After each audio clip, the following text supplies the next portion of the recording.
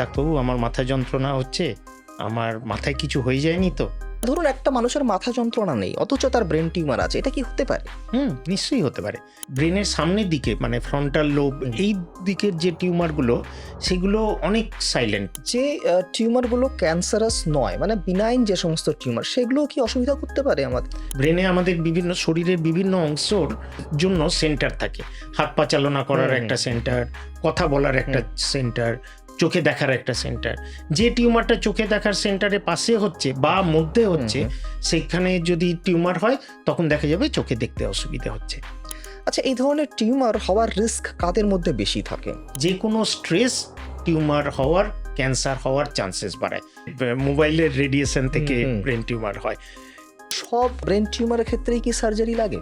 Majority brain টিউমারের চিকিৎসার প্রথম স্টেজ কিন্তু সার্জারি। 10 জনের মধ্যে 8 জনের ক্ষেত্রে আমাদের স্কাল ওপেন করে অপারেশন করতে হয়। 2 জনের ক্ষেত্রে আমরা কিন্তু অন্য জায়গা দিয়ে অপারেশন করতে পারি। পিটুইটারি গ্ল্যান্ডের টিউমার হয়, আচ্ছা, ঠিক আছে, সেটি আমরা এখন কিন্তু নাকের মধ্যে দিয়ে অপারেশন করি। নাকের মধ্যে দিয়ে? হ্যাঁ, একটা টিউমারের 80-90% অপারেশন করে বার করে আনছি।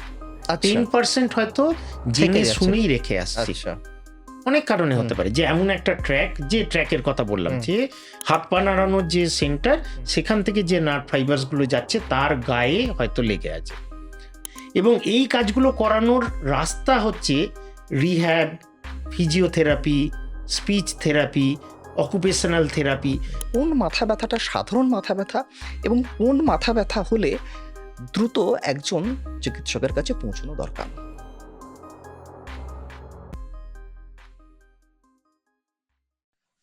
Hello and welcome back to health insight. আমি ধ্রুব। হেলথ ইনসাইটের আজকের এপিসোডে আমরা জানার চেষ্টা করব কোন মাথা ব্যথা আপনার চিন্তার কারণ। মাথা ব্যথা হয়নি এমন মানুষের সংখ্যা কিন্তু খুব কম, তবে কিছু কিছু মাথা ব্যথা কিন্তু চিন্তার কারণ হয়ে দাঁড়ায়। আজ আমরা কথা বলবো হেডেক এবং ব্রেন টিউমার নিয়ে। এই আলোচনায় আমরা জানার চেষ্টা করব কোন ধরনের মাথা ব্যথা নিয়ে আপনার চিন্তার কোনো কারণ নেই, কোন ধরনের মাথা ব্যথা হলে আপনি একজন চিকিৎসকের কাছে যাবেন, ডাক্তারবাবুরা ব্রেন টিউমার হলে সেটাকে কিভাবে নির্ণয় করেন, অর্থাৎ কিভাবে ডায়াগনোস করেন, এর চিকিৎসা কি, এবং ব্রেন টিউমারের চিকিৎসার ক্ষেত্রে নতুন কি কি অ্যাডভান্সমেন্ট এসছে সেটাও আমরা আজকে জানার চেষ্টা করব। এবং এই আলোচনায় আমাদের সঙ্গে আছেন আমাদের শহরের বিশিষ্ট নিউরোসার্জন ডক্টর দিলীপ দত্ত। নমস্কার। আহ, স্যার, মাথা ব্যথা হয়নি এমন মানুষের সংখ্যা কিন্তু খুব কম, কিন্তু যেটা সমস্যা হচ্ছে যে অনেক মাথা ব্যথাই কিন্তু চিন্তার বিষয়, মানে চিন্তার কারণ হয়ে দাঁড়ায়, কিন্তু যখন আমরা বুঝতে পারি তখন অনেক দেরি হয়ে যায়। তো আপনার কাছে প্রথমেই যেটা জানতে চাইবো যে কোন মাথা ব্যথাটা সাধারণ মাথা ব্যথা এবং কোন মাথা ব্যথা হলে দ্রুত একজন চিকিৎসকের কাছে পৌঁছানো দরকার? ঠিক, মানে কোন মাথা ব্যথাটা সাধারণ আর কোন মাথা ব্যথাটা সত্যিই মাথা ব্যথার কারণ, মানে সত্যিই চিন্তার কারণ।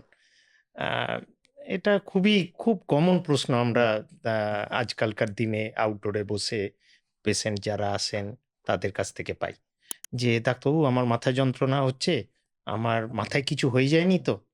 তো যখন জিজ্ঞেস করি, ও কিছু হয়ে যায়নি তো মানে? বলে যে আমার কি তাহলে ব্রেন টিউমার হয়েছে? এটা অনেক ক্ষেত্রেই কিন্তু এই ধরনের চিন্তা ভাবনা আসে।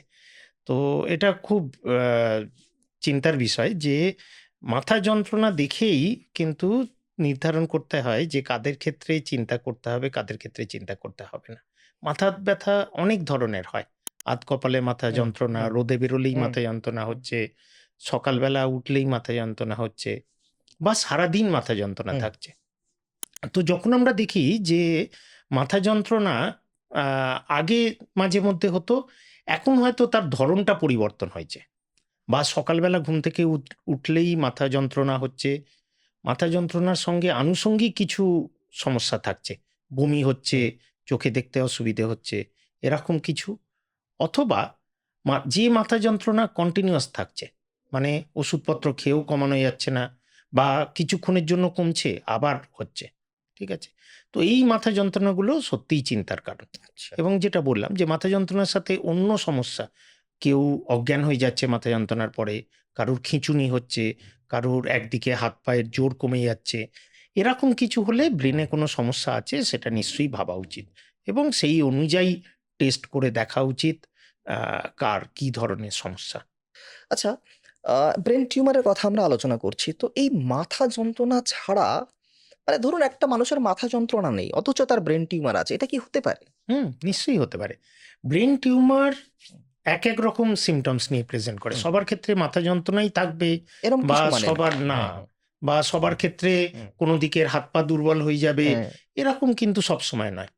ব্রেনের সামনের দিকে মানে ফ্রন্টাল লোব হুম, এই দিকের যে টিউমারগুলো সেগুলো অনেক সাইলেন্ট, মানে তাতে শুধু বিহেভিয়ারাল চেঞ্জেস দেখা যায়। হুম? আচ্ছা। যে আগে মানুষটা খুব কম কথা বলতো, এখন হয়তো বেশি বলছে, বা আগে বেশি কথাবার্তা বলতো, এখন চুপচাপ হয়ে গেছে। এরকম সিম্পটমস নিয়েও আমাদের কাছে পেশেন্ট আসে। ঠিক মানে আছে? মাথা ব্যথা না থাকলেও মানে মাথা যন্ত্রণা না থাকলেও কিন্তু ব্রেন টিউমার থাকতে পারে। আচ্ছা, পুরোটাই নির্ভর করছে ব্রেন টিউমারটা ঠিক কোন জায়গায় আছে, সেই অনুযায়ী বিভিন্ন রকম সিম্পটমস দেখা যায়। আচ্ছা। এই যে আমরা ব্রেন টিউমারের কথা বলছি, এই ব্রেন টিউমার বিষয়টা কি? মানে এটা হওয়া মানেই কি ক্যান্সার? ব্রেন টিউমার মানেই যে ক্যান্সার তা কিন্তু নয়। ব্রেন টিউমার অনেক ধরনের হয়।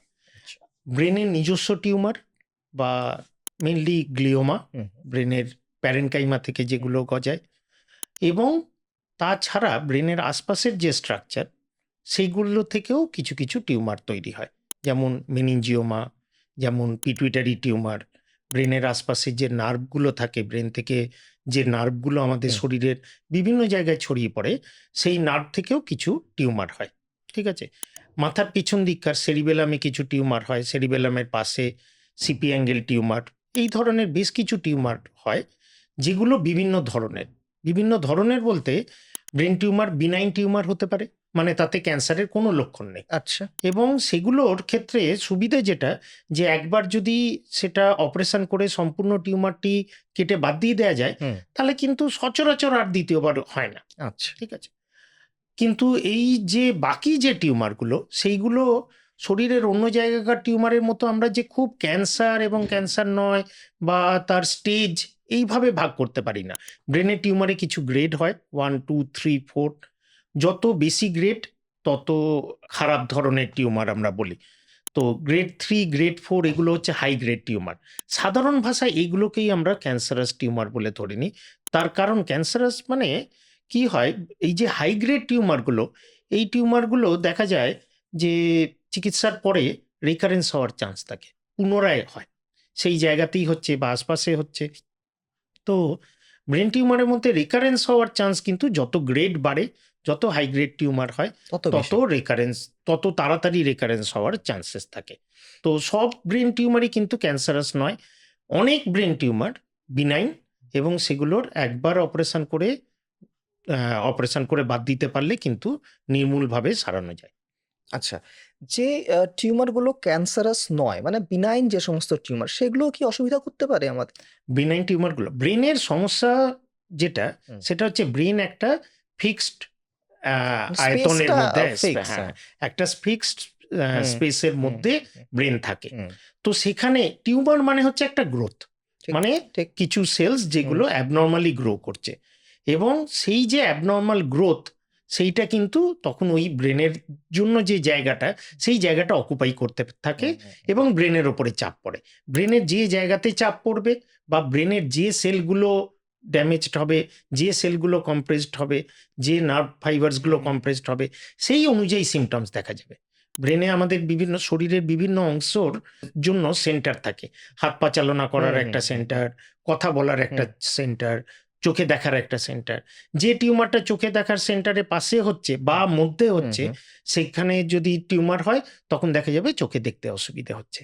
যেহেতু ঠিক ও আছে? ফিজিক্যালি প্রেশারাইজ করছে সেই মানে হেলথি সেলস গুলোকে বা একদম। হেলথি নিউরনস গুলোকে। হ্যাঁ, এবং ওভারঅল পুরো ব্রেনের উপরই আমরা বলি ইন্ট্রাক্রেনিয়াল প্রেসার, মানে স্কালের মধ্যে হুম। প্রেসারটা বেড়ে যাচ্ছে। ইন্ট্রাক্রেনিয়াল প্রেসার বাড়া মানেই পেশেন্ট আস্তে আস্তে ঝিমিয়ে পড়তে থাকে, ড্রাউজি হয়ে যায়, এবং আস্তে আস্তে কোমার দিকে যেতে থাকে। তার মানে সেই টিউমারটা বিনাইন হোক বা ক্যান্সারাস হোক, সমস্যা দুটোই তৈরি মানে ২ ধরনের টিউমারই সমস্যা তৈরি করে। আচ্ছা এই ধরনের টিউমার হওয়ার রিস্ক কাদের মধ্যে বেশি থাকে? আমরা শুনেছি যে মাথার সামনে মোবাইল রেখে ঘুমোলে নাকি ব্রেনে এরকম ধরনের সমস্যা হয়। এটা এটা কতটা সত্যি? হ্যাঁ, এটা খুব কমন একটা আ চিন্তা যে হুম, মোবাইলের রেডিয়েশন হুম, থেকে হুম, ব্রেন টিউমার হয়। এখন অবধি যা স্টাডি হয়েছে তাতে মোবাইলের সাথে ব্রেন টিউমার একদম ওতপ্রোতভাবে জড়িত। মিলিয়ে দেওয়া হুম, যায়নি। হুম, কিন্তু আবার ওই যে বললাম যে হুম, একদম বাদ দিয়ে দেবো যে হুম, না হুম, মোবাইলের জন্য হুম, হয় না, সেটা বলাটাও মুশকিল। হুম, হুম, কিন্তু এখনো লিটারেচারে একদম ডাইরেক্ট ইয়ে নেই, positive cause and effect hmm. Relation নেই। কিন্তু যে কোনো রেডিয়েশনে যে কোনো টিউমার হওয়ার চান্সেস কিন্তু বাড়ে। আচ্ছা, এছাড়া আর কি, কি কারণ থাকতে পারে? মানে রেডিয়েশন ছাড়া? ব্রেন টিউমারের স্পেসিফিক যে খুব কারণ আছে তা নয়, কিন্তু রেডিয়েশন যেমন একটা হুম, কারণ, হুম, যে কোনো জায়গায় রেডিয়েশন হলে, যেমন ব্রেনের ধরুন কারোর ব্রেন টিউমার ছিল, হুম। সেটি অপারেশন করা হয়েছে, তারপর সেখানে রেডিয়েশন দেওয়া হয়েছে, রেডিয়েশনের পরবর্তীকালে সেই জায়গায় সেকেন্ড টিউমার হওয়ারও চান্সেস চান্স থাকে। থাকে। কিছু হেরিডিটারি কন্ডিশন আছে, কিছু হেরিডিটারি সিনড্রোমস আছে যাদের ক্ষেত্রে ব্রেনের টিউমার হওয়ার চান্সেস বেশি, তাদের হওয়ার প্রবণতা বেশি, হুম। ঠিক আছে? এবং বাকিটুকু কিন্তু মাল্টিফ্যাক্টোরিয়াল, তার ক্ষেত্রে স্পেসিফিক যে কোনো যোগ আছে এইটার জন্যই হয় সেরকম কিছু নেই, কিন্তু বিভিন্ন কারণে ব্রেন টিউমার হতে পারে। আচ্ছা, এটা কি মানে বয়সের কোনো ব্যাপার আছে যে অমুক এজের পর এটা হয় বা বাচ্চাদের হয় না এরকম হ্যাঁ, কিছু? আগে ভাবা হতো যে বাচ্চাদের ব্রেন টিউমার, হুম, এরকমও আছে যে কনজেনিটাল টিউমার্স হয়, মানে বাচ্চাটি একদম ওই টিউমার, নবজাতক। হ্যাঁ নবজাতক, তার মধ্যেই টিউমার দেখা যায়। তো বাচ্চাদের মধ্যেও যথেষ্ট পরিমাণ ব্রেন টিউমার দেখা যায়।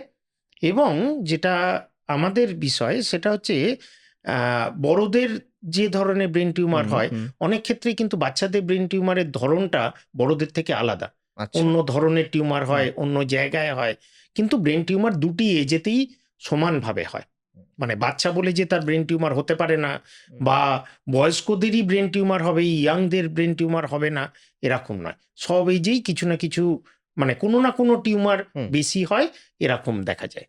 আচ্ছা, মোবাইল আ মোবাইলের কথা আপনাকে বললাম। এছাড়াও আরো বেশ কিছু জিনিস আছে আমি একটু জানতে চাইবো আপনার কাছে। সেটা হচ্ছে ঘুমের অভাব বা ল্যাক অফ স্লিপ এবং মাইগ্রেন। এই দুটো কি কোনোভাবে ব্রেন টিউমার ডেভেলপ করতে পারে? ঘুমের অভাবের জন্য ব্রেন টিউমার সচরাচর হয় না। হুম, স্লিপ ডিপ্রাইভেশনে যে জিনিসটা খুব কমনলি হয়, যাদের খিঁচুনি হওয়ার হুম, প্রবণতা থাকে, হুম। তাদের ক্ষেত্রে কিন্তু স্লিপ ডিপ্রাইভেশন খুব খারাপ জিনিস। না আচ্ছা। ঘুমোনো, হুম, অনেক রাত অবধি জেগে থাকা, এইসব ক্ষেত্রে কিন্তু খিঁচুনি হওয়ার প্রবণতাটা বেড়ে যায়। আচ্ছা। তো অনেক সময় দেখা যায় যে কারুর হয়তো ব্রেন টিউমারের কারণেও খিঁচুনি হওয়ার প্রবণতা আছে। তো তাদের ক্ষেত্রেও ব্যাপারটা একই, যে হুম, না ঘুমোলে বা স্লিপ ডিপ্রাইভড হলে কিন্তু খিঁচুনি হওয়ার প্রবণতা থাকে। কিন্তু ইটসেলফ না ঘুমানোর জন্য টিউমার হওয়ার চান্সেস বাড়ে, সেরকম এখনো কোনো ডাইরেক্ট যোগাযোগ নেই। কিন্তু যে কোনো স্ট্রেস, আমাদের ক্ষেত্রে হুম। এটা মানে পুরো শরীরের জন্যই একই। যে কোনো স্ট্রেস টিউমার হওয়ার, ক্যান্সার হওয়ার চান্সেস বাড়ায়। যত আমরা হেলদি লাইফস্টাইল লিড করব, তত আমার টিউমার হওয়া, ক্যান্সার হওয়া, এই চান্সেসগুলো কমতে থাকবে। বেশ। তো একজন পেশেন্ট আপনার কাছে এসছেন মাথা ব্যথা নিয়ে এবং তার যে আনুষঙ্গিক যে লক্ষণগুলো আছে সেগুলো আপনারা দেখেন। দেখার পর মানে তারপরের কাজটা কি হয়? মানে ওটাকে কনফার্ম কি করে করেন যে হ্যাঁ, ভাই তোমার ব্রেনের টিউমারই আছে এবং সেটা ক্যান্সারাস না নন ক্যান্সারাস সেটা কিভাবে আপনারা ডিসাইড করেন? ঠিক। তো যখনই মনে হয় যে এই মাথা ব্যথাটা সাধারণ মাথা ব্যথা নয়, হুম, বা মাথা ব্যথার সাথে আনুষঙ্গিক কিছু আছে, যেগুলো মনে হচ্ছে ব্রেনের একটা স্পেসিফিক জায়গার সমস্যার জন্য হচ্ছে, তো সেক্ষেত্রে আমাদের কিছু না কিছু একটা স্ক্যান প্রয়োজন। আচ্ছা। কিরকম প্রবলেম নিয়ে আসছে হুম, তার উপর নির্ভর করে কি ধরনের স্ক্যান করা হয়। ব্রেনের টিউমার ডায়াগনোজ করার জন্য আমরা খুব কমনলি এমআরআই এর সাহায্য নিই। তার আচ্ছা, কারণ এমআরআই এর মাধ্যমে nerve, nerve tissue, brain parenchyma, তার আশপাশের জিনিস এগুলো ভালো করে বোঝা যায়। আচ্ছা। এমআরআই এর বিভিন্ন সিকোয়েন্স হুম, আছে যেগুলোতে বোঝা যায়। কন্ট্রাস্ট দিয়ে, ইনজেকশন দিয়ে যে এমআরআই করা হয়, হুম, তাতে টিউমারটি আরো ভালো করে বাকি হুম, জিনিসগুলো থেকে আলাদা করা যায়। তো খুব কমন একটা পরীক্ষা হচ্ছে একটা এমআরআই করা। ভালো কোয়ালিটির একটি এমআরআই, হয়তো কন্ট্রাস্ট দিয়ে, এবং তাতে দেখা হয় যে কোনো লিশন কিছু আছে কিনা, কোনো টিউমার বা সেই জাতীয় কিছু আছে কিনা। কি লিশন ধরা পড়লো তার উপরে নির্ভর করে। ধরুন টিউমারের মতো কোনো জিনিস ব্রেনের ভেতরে দেখা যাচ্ছে। সেটি টিউমার হতে পারে, সেটি কোনো গ্র্যানুলোমেটাস লিশন বা কোনো ইনফেকশন হতে পারে। ব্রেনের টিবি ইনফেকশন, বা ব্রেনের মধ্যে পুঁজ জমে থাকা, অ্যাবসেস, সার্কোয়েডোসিস, এই ধরনের কিছু জিনিস হয় যেগুলো অনেক সময় টিউমারের মতো দেখতে হয়। বা ব্রেনের মধ্যে আগে কখনো রক্তক্ষরণ হয়েছে হুম, বা স্ট্রোক হয়েছে, ব্লিডিং হয়ে স্ট্রোক হয়েছে, যেটা শুকোচ্ছে, যেটা মাঝামাঝি একটা অবস্থায় আছে, সেটাও অনেক সময় টিউমারের মতো দেখতে লাগে। আচ্ছা। এমআরআইতে বেশ কিছু নতুন সিকোয়েন্স আছে যেগুলো আমাদের ধারণা করতে সাহায্য করে যে এটা আদতে ব্রেন টিউমার নাকি ইনফেকশন নাকি অন্য কিছু, ডিমাইলিনেশন। এমআর স্পেকট্রোস্কোপি বলে একটি জিনিস হয়, এমআরআই এরই একটি সিকোয়েন্স, আচ্ছা। সেম হুম, এমআরআই যেভাবে হুম, হয় সেইভাবেই হয়, হুম, কিন্তু সেটা জানিয়ে দেয় যে ওই টিস্যুতে টিউমার জাতীয় সেলস বেশি আছে নাকি ইনফেকশন জাতীয় সেলস বেশি আছে নাকি ডিমাইলিনেশন হচ্ছে, কি হচ্ছে। এটা আমরা কিন্তু এমআর স্পেকট্রোস্কোপি এইগুলো মানে দিয়ে সেলসের ক্যারেক্টারটাকে ক্যারেক্টারটাকে, হুম, এমনকি এমআরআই এর কিছু নতুন সিকোয়েন্স যেগুলো টিউমার যখন আমরা আইডেন্টিফাই করছি সেটি হাই গ্রেড না লো গ্রেড, মানে আচ্ছা। এই যে সেলসগুলো সেগুলো খুব তাড়াতাড়ি প্রলিফারেটিং মানে হাইলি প্রলিফারেটিভ সেল নাকি খুব স্লোলি গ্রোয়িং সেল, সেইটাও কিন্তু ওই এমআরআই এর সিকোয়েন্সগুলো আলাদা করতে পারে, ডিফারেন্সিয়েট আচ্ছা, করতে পারে। আচ্ছা, আচ্ছা। তো একটা ধারণা কিন্তু আমরা অলরেডি এমআরআই থেকেই পেয়ে যাই যে এটা লো গ্রেড টিউমার না হাই গ্রেড টিউমার। হুম, 100% ক্ষেত্রে হুম, ঠিক হুম, হবে হুম, তার ইয়ে হুম। নয়, কিন্তু একটা ধারণা আমরা পেতে পারি যে কি ধরনের টিউমার। ঠিক আছে? তো এই যে এমআরআই, হুম, এই এমআরআইতেই আমরা অনেকটা আইডিয়া পেয়ে যাই যে টিউমারটি কি ধরনের। আর যেগুলো আমাদের জানতে হয় সেটা হচ্ছে ব্রেনের ওপর কতটা প্রেসার পড়ছে, আচ্ছা। ব্রেনের ঠিক কোন জায়গায় আছে, এবং ব্রেনের যে ট্র্যাকসগুলো, হুম, ডিটিআই বলে একটি এমআরআই হুম, সিকোয়েন্স হয়, যেখানে ব্রেনের বিভিন্ন ট্র্যাক, মানে এই যে ধরুন ব্রেনের যে সেন্টারগুলো, যে কোনো সেন্টার যেটা হাত পা চালনা করবে, হুম, সেখান থেকে যে নার্ভ ফাইবার্সগুলো আমাদের শিরদাঁড়ার হুম, হুম, মাধ্যমে হুম, হুম, নেমে আসবে, হুম। সেই পুরো ট্র্যাকগুলো এখন আমরা জানতে পারি কোথায় আছে। আচ্ছা। তো টিউমারটি ট্র্যাকের কাছে কিনা, ট্র্যাকটাকে অলরেডি নিয়ে নিয়েছে কিনা বা সরিয়ে দিয়েছে কিনা, চাপ দিচ্ছে কতটা, এবং ব্রেনের ভেতরে যে আর্টারি, ভেন, রক্ত চলাচলের যে হুম, জিনিসগুলো থাকে হুম। তার সাথে এই টিউমারগুলোর কতটা যোগ, সেগুলোকে ঘিরে ধরেছে কিনা বা সেগুলোতে ঠেকে আছে কিনা, এমনকি আমাদের সার্জিক্যাল প্ল্যানিং এর জন্য এই জিনিসগুলো যথেষ্ট প্রয়োজন পড়ে। তো এই এমআরআই স্ক্যানের ওপর আমরা একটা ধারণা করতে পারি বা জানতে পারি যে কোনো পেশেন্টের ব্রেন টিউমার আছে কিনা বা সেটি কি ধরনের টিউমার, সেটি লো গ্রেড, হাই গ্রেড কিনা, সেটি বিনাইন না ম্যালিগন্যান্ট, কি ধরনের টিউমার, সেগুলো একটা ধারণা করতে পারি। ব্রেনের টিউমার অন্য টিউমার ডায়াগনোসিসে যেমন বায়োপসি একটা হুম, হুম, মেজর পার্ট হুম, প্লে করে। হুম, ব্রেনের টিউমারের ক্ষেত্রে বায়োপসি খুব যে প্রয়োজন হয় অপারেশনের আগে, হুম, মানে ডায়াগনোজ শুধু হুম, করতে হুম, হুম। তা নয়। আমরা কিন্তু ইমেজিং এর উপরে, ক্লিনিক্যাল ফিচার্স এর উপরে বেশি জোর দিই ডায়াগনোজ করতে। কিন্তু কিছু থাকে যেগুলো বায়োপসি করতে হয়। এখন নতুন বেশ কিছু পদ্ধতি এসছে যার মাধ্যমে আমরা মিনিমালি ইনভেসিভ, মানে মাইক্রো পদ্ধতিতেই বায়োপসি করতে পারি। মানে ওখান থেকে সেলস জোগাড় করা সম্ভব? জোগাড় করা তো সম্ভব। সেক্ষেত্রে তো স্কাল ফুটো করতে হবে। হ্যাঁ, স্কাল্প ফুটো করতে হয়। কিন্তু ওই একটি ফুটো। হ্যাঁ? মানে বেশিরভাগ ক্ষেত্রে টিউমার বা টিউমারের অংশটি পেতে গেলে হুম, আমাদের স্কাল ওপেন করে অপারেশন করতে হুম, হয়। হুম, বেশিরভাগ হুম, হুম, ক্ষেত্রে। হুম। কিন্তু এখন বেশ কিছু পদ্ধতি এসছে যেখানে আমরা স্কালেতে একটি ফুটো করে তার মধ্যে দিয়ে একটা সরু নিডল ঠিক ওই টিউমারটি অবধি যাবে। আচ্ছা। এটি কম্পিউটারের মাধ্যমে গাইডেড। একদম এক্সাক্ট ওই পজিশনেই নিডলটি পৌঁছবে। সেখান থেকে কিছুটা টিস্যু, কিছুটা সেল নেওয়া যাবে এবং সেই নিডলের মাধ্যমে ওই যে সেলসগুলো পাওয়া যাবে সেটি আমরা অপারেশনের আগেই দেখে নিতে পারি যে এটি কি ধরনের টিউমার বা আদৌ টিউমার কিনা, এবং টিউমার হলে তার কি চিকিৎসা দরকার। কারণ কিছু টিউমার আছে ব্রেনের, প্রাইমারি লিম্ফোমা হুম, যেগুলো, হুম, যেগুলো ব্রেনেতে হুম, হয়, হুম। সেক্ষেত্রে অনেক সময় অপারেশনের প্রয়োজনই পড়ে না। আচ্ছা। ঠিক আছে? হুম। সোজাসুজি ওই রিপোর্টের উপর ভরসা করে কেমোথেরাপি দেওয়া হয় এবং সেই কেমোথেরাপিতে অনেক ক্ষেত্রে কিন্তু ভালো রেসপন্স পাওয়া যায়। সেক্ষেত্রে আর সার্জারির দরকার হয় না। সার্জারি প্রয়োজন পড়ে না আচ্ছা। সেক্ষেত্রে। আচ্ছা, এই যে আপনি নিডল ঢুকিয়ে আপনি সেলস গুলো বের করে আনছেন, তো এর ফলে ওই যে ক্যান্সারাস সেলস গুলো ছড়িয়ে যাওয়ার কি চান্স থাকে না? সেরকম থাকে না। মানে ওই ট্র্যাক্টে কিছু সমস্যা হবে, তার চান্স নেগলিজিবল, নেই বললেই চলে। ঠিক আছে? আচ্ছা, এই পদ্ধতিটাকে বলে ফ্রেমলেস স্টিরিওট্যাক্সি। আচ্ছা। ঠিক আছে? তো তার অনেক রকম মেশিন থাকে। কম্পিউটারে এই যে আমরা এমআরআই যেটা হুম, করি, হুম, সেই এমআরআই পুরো সিকোয়েন্সগুলো কম্পিউটারে মানে ওই মেশিনে, হুম, ফ্রেমলেস স্টিরিওট্যাক্সি হুম। মেশিনে ফিড করে দেওয়া হয়। ঠিক আছে? আচ্ছা, আচ্ছা, আচ্ছা। এবার তখন আমরা ওইখানে প্ল্যান করতে পারি ঠিক ব্রেনের কোন জায়গা দিয়ে এন্ট্রি হবে, ঠিক কতটা অবধি পৌঁছানো হবে এবং সেখান থেকে ওই টিউমারের সেলসটি বার করা হবে।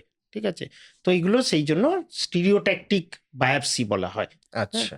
তো স্টিরিওট্যাকটিক বায়োপসি নতুন পদ্ধতি এবং তার মাধ্যমে কিন্তু আমরা যথেষ্ট অনেক ক্ষেত্রেই যেখানেই আমাদের ডায়াগনস্টিক ডিলেমা থাকে, হুম, হুম, হ্যাঁ? যে আমরা ভাবছি যে কি জিনিস আদৌ হুম। আমাদের অপারেশনের প্রয়োজন প্রয়োজন কিনা? আছে কিনা? সেক্ষেত্রেই কিন্তু আমরা এই পদ্ধতিগুলো অবলম্বন করি।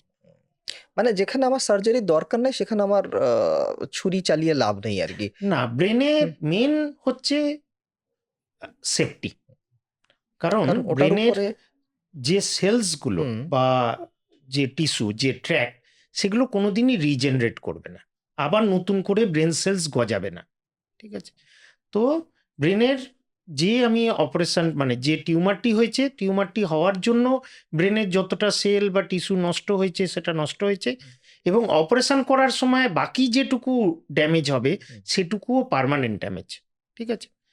তো সেক্ষেত্রে ফাংশন মেনটেন্ড হয় মানে সেই কাজগুলো মেনটেন্ড হয় তার কারণ ব্রেনের আশপাশের জায়গাগুলো ওই কাজগুলো নিতে শুরু করে, এটাকে নিউরোপ্লাস্টিসিটি বলে। হুম, তো সেইটার ওপর ভরসা করে আমরা যেগুলো করি, আমরা যে পদ্ধতিতে হুম, অপারেশন হুম, করি মানে যে আইডিয়াতে হুম, অপারেশন করি সেটা হচ্ছে ম্যাক্সিমাল সেফ রিসেকশন। মানে শরীরের অন্য কোনো জায়গাকার টিউমার বা ক্যান্সার মানে আমরা যেটা করি টিউমার বা ক্যান্সার এবং তার চারপাশে বেশ কিছুটা অংশ। নরমাল হুম, টিস্যু নিয়ে হুম, আমরা জিনিসটাকে কেটে বার হুম, করে আনি। ব্রেনেতে কিন্তু আমাদের সেই স্কোপ নেই হুম, যে চারপাশের কিছুটা নর্মাল ব্রেন টিস্যু সঙ্গে নিয়ে হুম, নেব, হুম, সেই স্কোপ আমাদের ব্রেনেতে নেই। তো ব্রেনেতে আমাদের ম্যাক্সিমাম যতটা আমরা ড্যামেজ না করে মানে নিউরোলজিক্যাল ফাংশন ড্যামেজ না করে যতটা টিউমার টিস্যু কেটে বার করে আনতে পারবো, এরম হতে পারে যে ধরুন আমরা একটা টিউমারের 80-90% অপারেশন করে বার করে আনছি, আচ্ছা, 10% হয়তো থেকে জেনে যাচ্ছে। শুনেই রেখে আসছি। আচ্ছা। অনেক কারণে হুম, হতে পারে যে এমন একটা ট্র্যাক যে হুম, ট্র্যাকের কথা বললাম হুম, যে হাত পা নাড়ানোর যে সেন্টার হুম, সেখান থেকে যে নার্ভ ফাইবার্স গুলো যাচ্ছে তার গায়ে হয়তো লেগে আছে। তো সেখানে আমি যদি কিছুটা টিউমার এরম হয় যে ওটা ওই ওই টিউমারটা তুলতে গেলে ওই ট্র্যাকেতে যথেষ্ট ক্ষতি হবে, একদিকের প্যারালিসিস হুম। হয়ে যাবে, তখন আমরা অনেক সময় অপারেশনের সময় ওই অংশটুকু ছেড়েই আসি জেনে শুনে যে পরবর্তীকালে কি ধরনের টিউমার বেরোলো হুম, বা দরকারে সেই জায়গায় রেডিয়েশন দিয়ে দেওয়া যাবে বা গামা নাইট হুম, ট্রিটমেন্ট করে দেওয়া যাবে। ঠিক আছে? এমনকি এই ফাংশন যে মেনটেন করতে হবে তার জন্য অনেকভাবে ব্রেন টিউমারের অপারেশন করা হয়।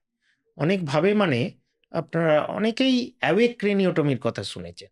মানে জ্ঞান তো সার্জারি সার্জারি চলাকালীন সে হ্যাঁ, ব্যক্তিটা জেগে আছে। জেগে আছে। আমরা দেখছিলাম কদিন আগেই যে একজন গান গাইছেন, একজন গিটার বাজাচ্ছেন। ঠিক, একদম ঠিক হুম, তাই। তো ব্রেনের এখন আমাদের নতুন যে গ্যাজেটগুলো হুম, এসছে হুম। তার মাধ্যমে ব্রেনের ফাংশন আমরা মনিটর করতে পারি। আচ্ছা। অ্যানাস্থেসিয়া অবস্থাতেও, ঘুমন্ত অবস্থাতেও ফাংশন আমরা মনিটর করতে পারি। যে তার হাত পায়ের ফাংশন কিরকম হুম, আ থাকছে বা সেই নার্ভগুলো বা সেই ট্র্যাক্টগুলো ড্যামেজ হচ্ছে কিনা সেটা আমরা ইন্ট্রাঅপারেটিভ নিউরাল মনিটরিং বলে হুম। কিছু মেশিন যেগুলোর মাধ্যমে এই ট্র্যাক্টগুলোকে আমরা মনিটর করতে পারি। কিন্তু কিছু জিনিস আছে যেগুলো মনিটর করা অসুবিধে।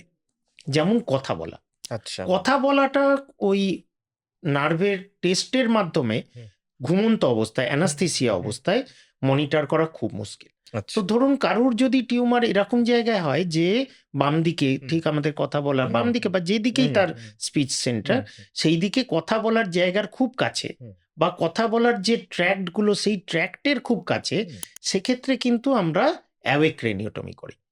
এবং আরো কিছু ফাইন মোটর অ্যাক্টিভিটিস আছে হুম, যেগুলোকে মনিটর করার জন্য সবগুলো কিন্তু আমরা ওই মনিটরিং এর মাধ্যমে ইয়ে করতে পারি না, জানতে পারি না হুম, অপারেশন চলাকালীন হুম, যে আমরা ড্যামেজ করছি কি করছি না। আমাদের সেফটি যেটা বললাম আমাদের হুম, সেফটি হচ্ছে আসল। হুম। তো সেফলি কতটা আমরা টিউমার কাটতে পারবো সেইটা মনিটর করার জন্যই আমরা এই অ্যাওয়েক ক্রেনিওটমি করি। অ্যাওয়েক ক্রেনিওটমিতে যেটা করা হয় প্রথমে একটু ঘুম পাড়িয়ে হুম, আমরা বাইরের পার্টগুলো করে নিই। হুম, চামড়া, হুম, তারপরে খুলির হুম, হাড়টি হুম, কাটা, হুম, কেটে তার ব্রেনের চারপাশে যে পর্দা থাকে ডুরা ম্যাটার সেইটি কেটে যেই আমরা ব্রেন অবধি পৌঁছই তখন আমাদের অ্যানাস্থেটিস্ট কলিগরা পেশেন্টের ঘুমটা কমিয়ে দেয় বা আচ্ছা, জাগিয়ে দেয় আচ্ছা, তাকে। আচ্ছা। ঠিক আছে? আগে থেকে তাদেরকে আমাদের এক্সপ্লেন করা থাকে, তাদেরকে কিরকম প্রশ্ন করা হবে, তখন তাকে কি হুম। করতে হবে, সে যেন এক্সাইটেড না হয়ে পড়ে, যেন বেশি নড়াচড়া না করে। তো তো এই এই যে যখন আপনি তাকে জাগিয়ে দিলেন তখন সে ব্যথাটা ফিল করে না? ব্রেনের মানে আমাদের পেন সেনসিটিভ স্ট্রাকচার কিন্তু এই ডুরা ম্যাটার অবধি, মানে চামড়া, খুলির ওপরে পেরিঅস্টিয়াম, খুলির ভেতরে ডুরা ম্যাটার, এত অবধি পেন সেনসিটিভ। তারপরের অংশগুলো ব্রেন কিন্তু পেন সেনসিটিভ নয়। আচ্ছা, মানে ঠিক ওখানে আছে? আপনি ছুরি-কাঁচি চালালো। ছুরি-কাঁচি চালালে অসুবিধা হবে না। আচ্ছা। এবার কি হয়, ব্রেন একটু নাড়াচাড়া হলে যে টান পড়বে তাতে হুম, আশপাশের স্ট্রাকচারে যে টান পড়বে তাতে একটু অসুবিধা হয়। হুম, একদম কিছু হয় না হুম, তা হুম, নয়। হুম, হুম। হুম? কিন্তু মেজর কোনো ব্যথা হবে, ইয়ে হবে সেটা কিন্তু হয় না। সেই আচ্ছা। কারণেই আমরা অ্যাওয়েক ক্রেনিওটমি হুম, করতে পারি। তো অ্যাওয়েক ক্রেনিওটমির সময় সেই জন্য যে যেটা করতে পারে, যে রিসাইটেশন করতে পারে তাকে বলা হুম, হয় হুম, হুম, রিসাইট করতে। হুম, তার মাধ্যমে আমরা তার কথাবার্তা হুম, এবং তাকে কিছু প্রশ্ন করা হয়, হুম, কিছু ছবি দেখানো হয়, সে রিকগনাইজ করতে পারছে কিনা, হুম, মনে রাখতে পারছে কিনা, হুম। এগুলো সব আমরা ওই অ্যাওয়েক ক্রেনিওটমির সময় বুঝতে পারি। যাতে ওই সার্জারি করার সময় যে ইম্পোর্টেন্ট যে অংশগুলো যার মাধ্যমে সে কথা বলছে, যে ছবি আঁকছে বা যে রেকগনাইজ করছে, সেই বিষয়গুলো যেন ব্যাহত না হয়। ব্যাহত না হয় হুম, বা তার কাছাকাছি আমরা চলে যাচ্ছি কিনা। হুম, যদি দেখি যে কোনো রকম একটুও অসুবিধে হচ্ছে, আগে বলতে পারছিল এখন হুম, বলতে একটু অসুবিধে হচ্ছে, হুম। আমরা ওই জায়গায় স্টপ। স্টপ। ঠিক আছে? হুম, তো এইটাই হচ্ছে অ্যাওয়েক ক্রেনিওটমির সুবিধে। আমি এরকমও একজন পেশেন্টের অপারেশন করেছি যে একজন নিউজ রিডার। আচ্ছা। ঠিক আছে? তো তার স্পিচ যদি হ্যাম্পার্ড হয়, হুম, সেক্ষেত্রে তার ক্ষেত্রে তার জীবিকা নষ্ট হুম। হয়ে যাবে। Professional life hamper. Professional life hmm, hampered হবে। তো সেক্ষেত্রে আমাদের কিন্তু ওই জিনিসগুলো খুব ভালোভাবে মনিটর করতে হয় যাতে তার স্পিচ ঠিক থাকে। ঠিক আছে? এরকমও আছে কিছু খেলোয়াড় বা যাদের ওই হাত পায়ের জোর মেইনটেইন থাকা খুব জরুরি। সে ওই জিনিসটার উপরে খুব হুম, চিন্তিত। হুম, যে অপারেশনের পরে আদৌ কি আমি হাঁটতে পারবো? আদৌ কি আমি ছুটতে পারবো? আদৌ কি আমি খেলতে পারবো? ওই অ্যাকুরেসি কি আমার আসবে? আমি সেই শুধু হাত পা চালনা নয়। হুম, বেশ কিছু আমাদের কাছে আসেন যারা হয়তো সিএ, হুম? হুম, অ্যাকাউন্টেন্ট। হুম, হুম, তারা বারবার ওই প্রশ্ন করেন হুম, বা ম্যাথস পড়ান। হুম, হুম, আমার ম্যাথসের অ্যা মাস্টারমশাই হুম, হুম, তারা চিকিৎসার আগে খুব মানে হুম, তাদের হুম, বাড়ির লোকও যে, "অঙ্ক কি আরো করতে হুম। পারবে?" ঠিক আছে? সত্যি তো, ওটা তো তো ব্রেনের কাজ, ঠিক তাই, কঠিন কাজ। ঠিক তাই। হুম, তো সেইগুলোই হুম। অ্যা প্রিজার্ভ করার রাস্তা কিন্তু বা গ্যাজেটস কিন্তু এখন আমাদের হাতে অনেকটাই এসে গেছে। আরো উন্নতি হচ্ছে। Medical science ever evolving. Neurosurgery তো সবচেয়ে বেশি ইভলভ করছে। একদমই তাই। আচ্ছা, এবার যেটা আপনার কাছে জানতে চাইবো যে সব আ আ ব্রেন টিউমার এর ক্ষেত্রেই কি সার্জারি লাগে? মেজরিটি ব্রেন টিউমারের চিকিৎসার ১ম স্টেজ কিন্তু সার্জারি। আচ্ছা। ঠিক আছে? ২ টি কারণে, হুম, ২-৩ টি হুম, কারণে। ১ম কারণ যেটা সেটা হচ্ছে এই যে কথা বললাম হুম, যে একটা স্কালের মধ্যে একটা নতুন গ্রোথ তৈরি হচ্ছে, সেটি ব্রেনের উপরে চাপ দিচ্ছে। হুম। তো প্রেশার রিলিজ করাটা ১ম কাজ। আ ২ নম্বর হচ্ছে টিস্যু ডায়াগনোসিস। কি ধরনের টিউমার, হুম, তার গ্রেড কি? এমনকি আজকালকার দিনে বেশ কিছু টার্গেটেড থেরাপি এসে গেছে। মলিকুলার টার্গেটেড হুম, থেরাপি। একদম সেলের মধ্যে গিয়ে একটি আইডিএইচ বা এই হুম, ধরনের এনজাইম, হুম, সেই এনজাইমটার যে মিউটেশন হুম, হচ্ছে, সেই মিউটেশনটাকে চেঞ্জ করার জন্য আমি টার্গেটেড থেরাপি দিচ্ছি। ওষুধটা ঠিক সেলের মধ্যে গিয়ে, সেলের মধ্যে ওই অর্গানেলের মধ্যে গিয়ে সেই জায়গাতে ওই এনজাইমটার পরিবর্তন করবে। দিয়ে টিউমারের পরিবর্তন করবে। টিউমারটাকে শ্রিঙ্ক করাবে বা টিউমারটাকে আর ফার্দার গ্রো করতে ব্যাহত করবে। তো এইভাবে আমাদের চিকিৎসা এখন এতটা এগিয়ে গেছে। তো যতক্ষণ না আমি মলিকুলার ডায়াগনোসিস পাচ্ছি, এমআরআইতে দেখে কি আমি এটুকু বুঝতে পারছি যে এটি মেনিনজিওমা বা অন্য কোনো বিনাইন টিউমার হুম, নাকি হুম। ক্যান্সার জাতীয় কিন্তু বা হাই ক্যারেক্টার গ্রেড বা গ্লিওমা হুম, এই কিন্তু এটুকুও নয় বুঝলাম যে হাই গ্রেড না লো হুম, গ্রেড। কিন্তু এক্সাক্ট মলিকুলার ডায়াগনোসিস যতক্ষণ না না, পাচ্ছি, ততক্ষণ ওই টার্গেটেড থেরাপিগুলো দেওয়া মুশকিল। হুম? বুঝতে তো পেরেছি। এই জন্য টিস্যু ডায়াগনোসিসের জন্য কিন্তু আমাদের বায়োপসি মানে হুম, টিস্যুটা হুম, হুম, দরকার। হুম। এবং যেটা বললাম যে ব্রেনের সেফলি টিস্যু বার করে আনার রাস্তা হচ্ছে অপারেশন করা। বুঝতে পেরেছি। তো এবার যেটা আপনার কাছে জানতে চাইবো যে সব ক্ষেত্রেই কি মাথার খুলি কাটতে হয়? মানে না কেটে কি না কেটেও মানে খুলির একটা আধটা অংশ তো মানে আমাদের হুম, যেতেই হুম, হবে। খুলি মানে সাধারণ ভাষায় যদি বলি যে সবাই বলে স্কাল ওপেন করে হুম, হুম, অপারেশন হুম, হবে হুম, নাকি নয়? হুম। ধরুন ১০ জনের মধ্যে ৮ জনের ক্ষেত্রে আমাদের স্কাল স্কাল ওপেন করতে ওপেন হয়। করে অপারেশন হুম, করতে হয়। ২ জনের ক্ষেত্রে আমরা কিন্তু অন্য জায়গা দিয়ে অপারেশন করতে পারি। আচ্ছা, যেমন ধরুন চোখের নার্ভের উপরে পিটুইটারি গ্ল্যান্ডের টিউমার হয়। আচ্ছা, ঠিক আছে? সেটি আমরা এখন কিন্তু নাকের মধ্যে দিয়ে অপারেশন আচ্ছা, করি। নাকের মধ্যে দিয়ে। হ্যাঁ, নাকের ভেতর দিয়ে গিয়ে ঠিক যে জায়গাতে বেস অফ দ্য স্কাল বলে, সেই জায়গায় পাতলা একটি হাড় থাকে, সেই হাড়টিকে ড্রিল করে আমরা ব্রেনের ওই জায়গায় ঢুকে যাই যেখানে টিউমারটি আছে এবং সেখান থেকে আমরা টিউমারটি কেটে আনতে পারি। ঠিক আছে? তো এই যত এন্ডোস্কোপিক সার্জারি, হুম, ব্রেনের হুম, এন্ডোস্কোপিক যে স্কাল বেস হুম, সার্জারি, হুম। সেক্ষেত্রে স্কাল বেসে অনেকটা জায়গায় কিন্তু আমরা নাকের মধ্যে দিয়ে গিয়ে সেই জায়গায় হাড় কেটে সেখান থেকে কোনো টিউমার বা সেই ধরনের জিনিস বার করে আনতে পারি।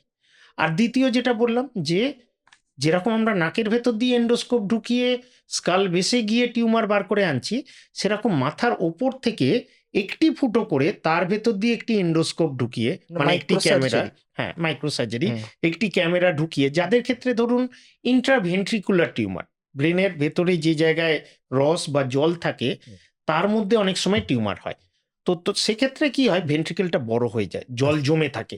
আমরা এন্ডোস্কোপটা ঠিক ওই জলের জায়গার মধ্যে ঢুকিয়ে ওই টিউমার অবধি পৌঁছে সেই টিউমারটিকে কাটা বা তার বায়োপসি করা বা যা করার সেগুলো করতে পারি। ঠিক আছে? তো পুরোটাই নির্ভর করে কোন জায়গাকার টিউমার, কি কোন ধরনের ধরনের টিউমার। টিউমার? তো অনেক ক্ষেত্রেই কিন্তু এখন হুম, আমরা হুম, যেহেতু আমাদের এই গ্যাজেটগুলো হুম, ইমপ্রুভ হয়ে হুম, গেছে, হুম, এক্সাক্টলি কোথায় যেতে হবে আমরা জানি হুম, এবং এন্ডোস্কোপ, নিউরো এন্ডোস্কোপ ভালো এসে গেছে। হুম। তো এই এন্ডোস্কোপিক সার্জারিগুলোতে কিন্তু অনেক ক্ষেত্রেই স্কাল ওপেন না করেও অপারেশন করে দেয়া যায়। আচ্ছা। এইবার যেটা আপনার কাছে জানতে চাইবো যে আপনি বলছিলেন যে ব্রেনের যে সেলস গুলো একবার চলে যায় সেগুলো আমরা কোনোভাবেই আবার রিকভার করতে পারি না। তাহলে এই যে ব্রেন সার্জারি করার পরে আশেপাশের কিছু টিস্যু তো আমাদের ক্ষতিগ্রস্ত হয় বা কিছু টিস্যু তো নষ্টও হয়। তাহলে সেগুলোকে সেগুলোকে তো আর রিকভার করা সম্ভব নয়। কিন্তু মানুষের যে কার্যকারিতা মানে হাত পা নাড়ানো, হাঁটা চলা মানে এইগুলো কি একদম এক্সাক্ট সেম থাকে? আর যদি না থাকে তাহলে সেটাকে আমরা আবার কি করে ফিরিয়ে আনতে পারি? ঠিক। যেটা বললাম হুম, নিউরোপ্লাস্টিসিটি হুম, খুব বড় কথা। হুম, নিউরোপ্লাস্টিসিটি মানে হচ্ছে যে বললাম সেলসগুলো গ্রোথ হচ্ছে না, হুম, কিন্তু আশপাশের যে সেলগুলো হুম, ধরুন একটা ব্রেনের একটা অংশে কাজ ছিল হচ্ছে হুম, আ হা ডান দিকের হুম। হাত বা পাকে নাড়ানো। বেশ, বেশ। সেটা ধরুন আমি বলছি আমার হাতের এই ৪ টে আঙুলের মধ্যে সেই কাজটা ছিল। হুম, তার মধ্যে এতদিন হুম, স্বাভাবিক অবস্থায় এই দুটো জিনিস হয়তো এই দুটো আঙুলের মতো জায়গা হুম, মেন কাজটা করছিল। Primary motor area, primary sensory hmm, hmm, area মানে প্রাইমারি মোটর হুম, এরিয়া আমার মেন হাত পা হুম, নাড়ানোর কাজ করছিল।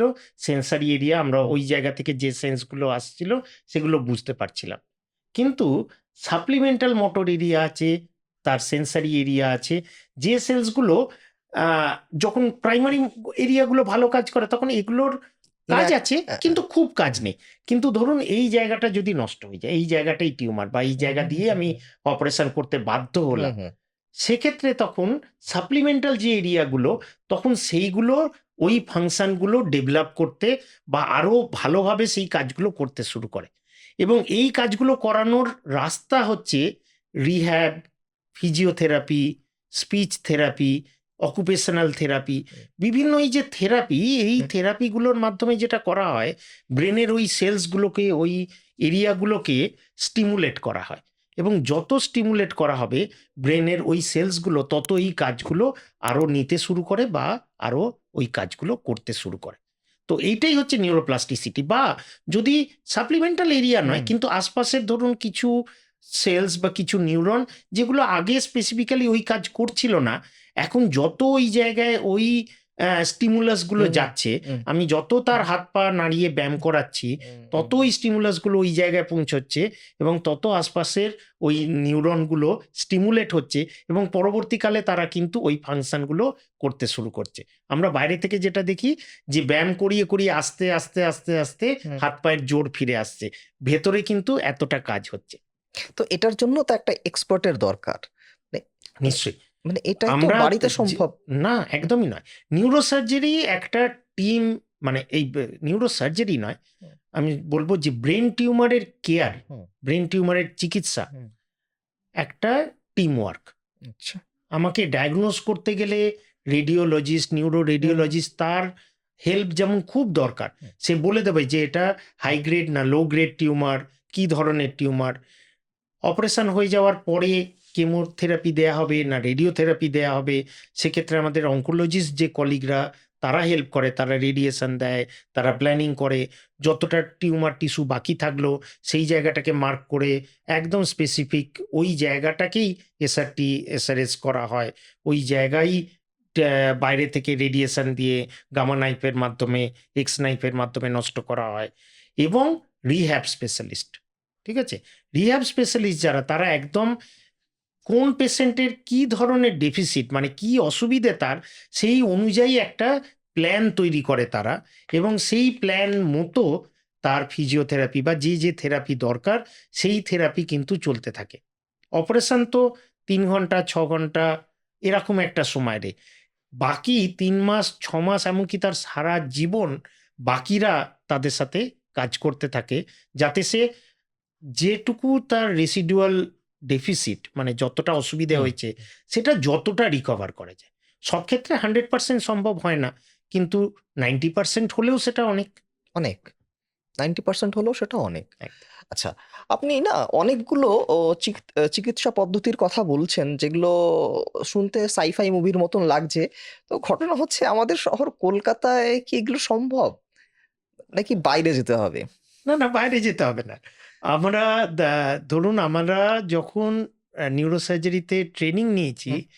তখনই এই জিনিসগুলো আমরা অলরেডি ট্রেনিং পিরিয়ডেই এগুলো ট্রেনিং নিয়ে আচ্ছা, পাস করেছি। মানে আচ্ছা। আমাদের যে হুম, নিউরোসার্জারির কোর্স তখন আমরা যখন করেছি আজ থেকে ১৫ বছর হুম, আগে, তখনই কিন্তু আমাদের এই ফ্রেমলেস স্টিরিওট্যাক্সি, এই নিউরাল হুম। মনিটরিং এগুলো এসে গেছে। আচ্ছা। এই জিনিসগুলো ধরুন মানে আমাদের মেডিকেল সায়েন্সে এসে গেছে ২৫-৩০ বছর। হুম। আমাদের কলকাতায় সেগুলো বিগত ১৫-২০ বছর ধরে আছে। আচ্ছা। হ্যাঁ? হুম, বেশ কিছু হুম, সেন্টারে আছে হুম, এবং এখন আমি বলব যে যতগুলো বড় সেন্টার যারা রোজের হুম, বা যারা কম্প্রিহেন্সিভ ব্রেন টিউমার কেয়ার দিচ্ছে, ঠিক আছে? যেমন আমি যে হুম, জায়গায় হুম, কাজ করি, এক ছাদের নিচে আ ব্রেনের টিউমারের অপারেশন থেকে শুরু করে, গামা নাইফ দেয়া হুম, থেকে শুরু করে, কেমোথেরাপি দেওয়া থেকে শুরু করে, রিহ্যাব পর্যন্ত হুম, সবকিছু ফেসিলিটি সেই এতে আছে।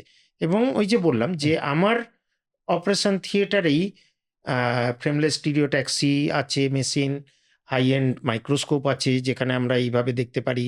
আমাদের এন্ডোস্কোপ হুম। আছে, আল্ট্রাসাউন্ড আছে, নিউরাল মনিটরিং আমরা ব্যবহার করি। তো আমাদের আ দে তে ব্রেন টিউমার অপারেশন থিয়েটারেই কিন্তু এই সবকিছু এভেইলেবল এবং কলকাতার বেশ কিছু বড় জায়গায় কিন্তু এই সবকটা ফেসিলিটি এভেইলেবল। তার আচ্ছা, জন্য বাইরে যাওয়ার প্রয়োজন নেই। বেশ। আমরা অনুষ্ঠানের একেবারে শেষের দিকে স্যার, এবার যেটা জানতে চাইবো, যদিও আমি জানি এর উত্তরটা, তবুও আমি জিজ্ঞাসা করছি। সেটা হচ্ছে যে, ব্রেন টিউমার কি আমরা কোনোভাবে প্রিভেন্ট করতে পারি কিনা? ব্রেন টিউমার প্রিভেন্ট বলতে হওয়াটা আ আটকানোটা মুশকিল। কারণ ওই যে বললাম যেহেতু ব্রেন টিউমার কারণটা আমরা এখনো মাল্টিফ্যাক্টোরিয়াল। হুম, হুম, বিভিন্ন হুম, কারণে হুম, হচ্ছে হুম, এবং স্পেসিফিক কোনো কারণ নেই যে এই কারণটা বাদ হুম, দিলে হবে না। কিন্তু আমরা আর্লি ডায়াগনোসিস করতে পারি, হুম, যেটা খুব ইম্পোর্টেন্ট। ব্রেন টিউমার যত ছোট অবস্থায় ডায়াগনোস করতে পারবো তত সে কোনো গুরুত্বপূর্ণ ব্রেনের গুরুত্বপূর্ণ এরিয়ার কাছে অবধি পৌঁছে গেছে তার চান্স কম থাকবে। টিউমার অপারেশন করে সম্পূর্ণ টিউমারটি বার করে নিতে পারবো। তো যত আমরা যেটা বললাম সেফ ম্যাক্সিমাল রিসেকশন, যতটা ম্যাক্সিমালি টিউমার কেটে বার করতে পারবো তত সুবিধে। তো আর্লি ডায়াগনোসিস খুব ইম্পোর্টেন্ট ব্রেন টিউমারে।